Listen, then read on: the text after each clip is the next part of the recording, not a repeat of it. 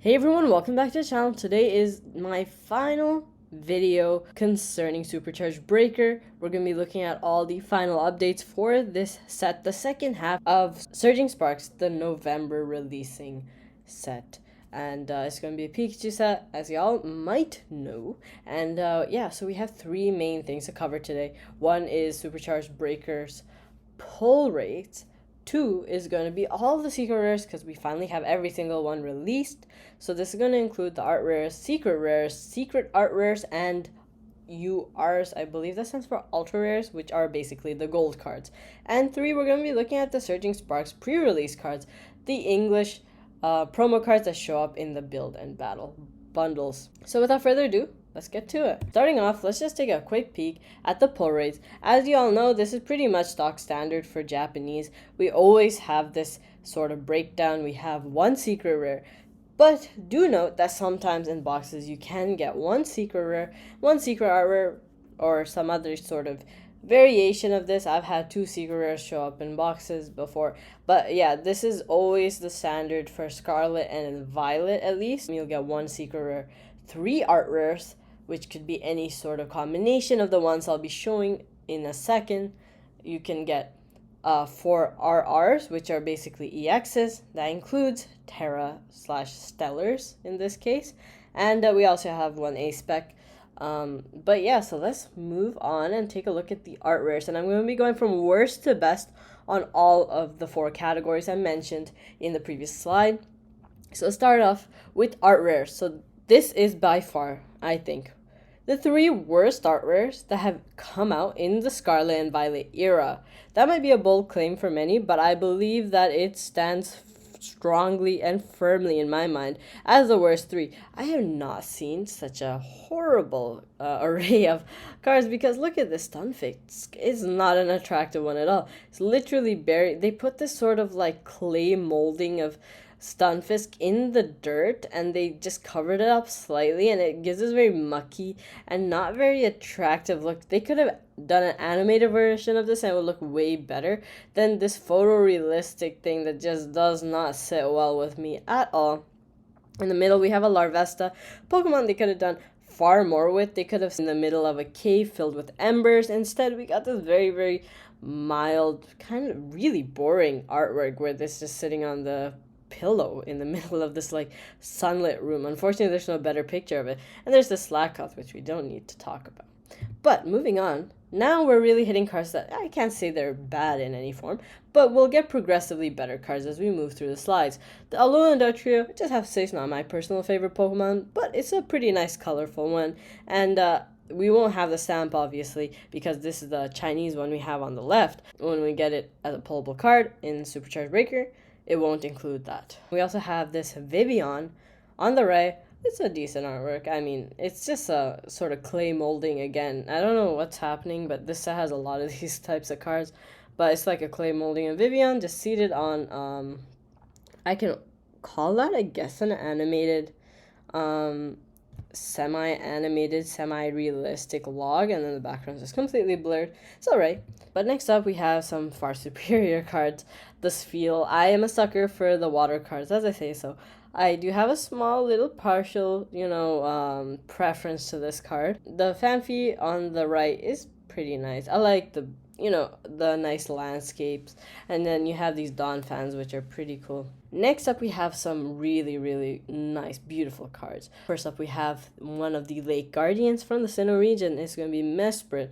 Flying high above, I would assume, one of the three big lakes in the Sinnoh region where these Lake Guardians reside.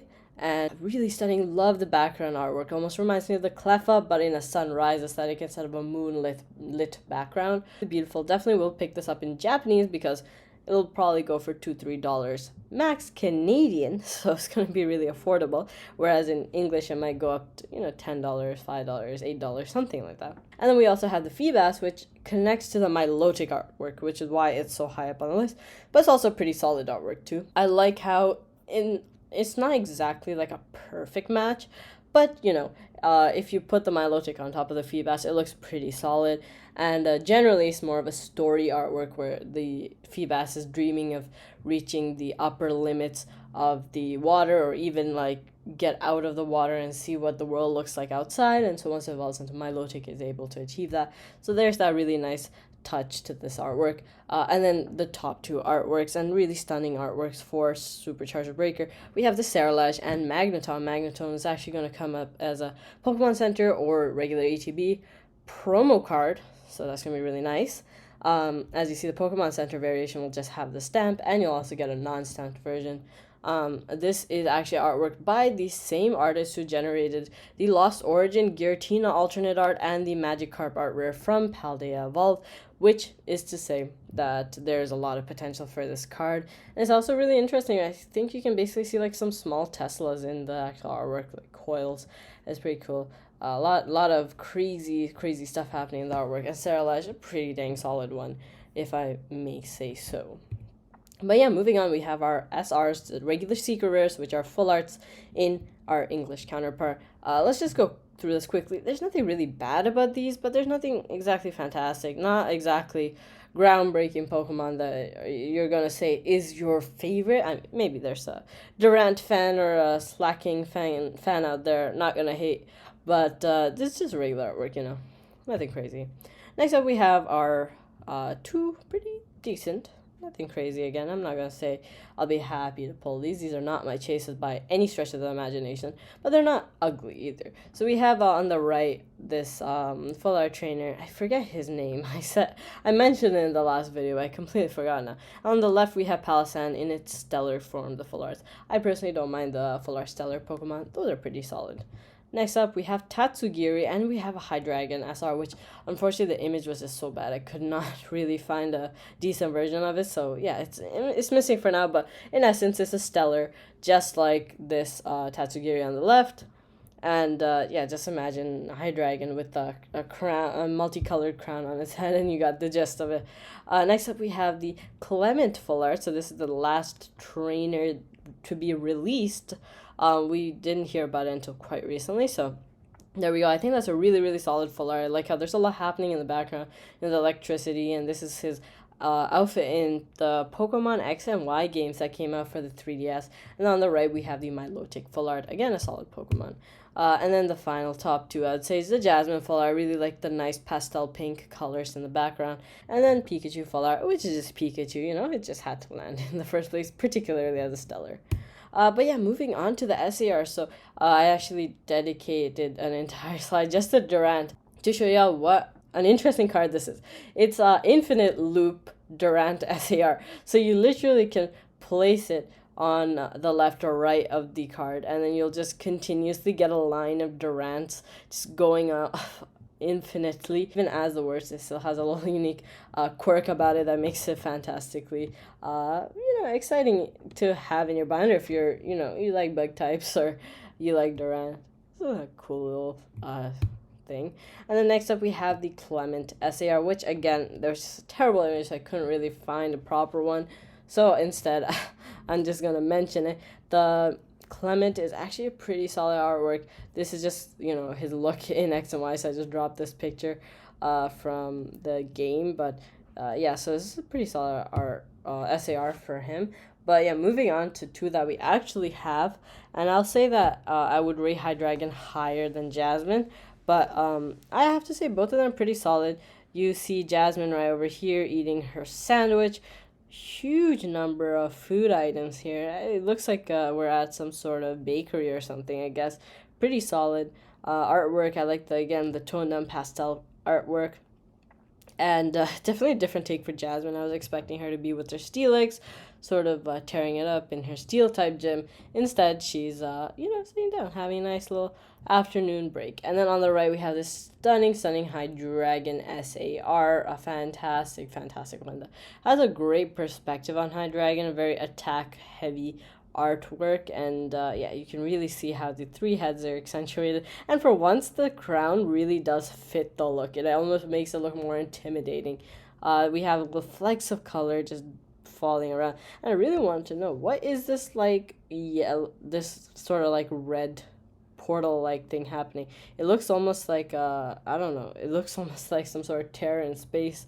So, which is interesting to see. Maybe we'll see a little bit of that in the show or in the anime. But yeah, pretty solid artwork. I will definitely try and get my hands on this card if it's not going for a crazy, crazy price in English. But yeah, finally the top two cards, and two cards that I will definitely get my collector's hands on. I really, really love the Milotic. It's absolutely stunning, and the Pikachu is really, really good. This is a hit or miss card. Some people love it, some people don't. I personally like it. I like how Pikachu is front and center in the artwork, and you can definitely tell that this is going to look great in person with the amount of texture. You see all the sunbeams. We're just getting a hint of what the texture looks like, but it's definitely going to be insane in hand in the Milotic. I just love it. I love the Pokemon, but I also love the artwork. So I'm going to be grabbing these two for sure. Hopefully Hydreigon if it's not going to. But yeah, this is the main gold card for URs. There are two items which I thought were not even worthy of showing. There's this awesome Pikachu, which is just a full art, but you know, we have it in gold form. The golds are pretty solid and stellar. We'll have to see. I thought it would be really, really ugly when I first saw how gold stellars look, but I actually got my hands on the Terrapagos from Stellar Crown, and I took a look at it. It's actually really nice. They have much more muted colors than I imagined, which made it way better. So yeah, I gotta say, much better. But yeah, we're done with all of the cards. Next up, we're gonna look at the cards from Surging Sparks, the pre-release cards that are gonna come in the build and battles.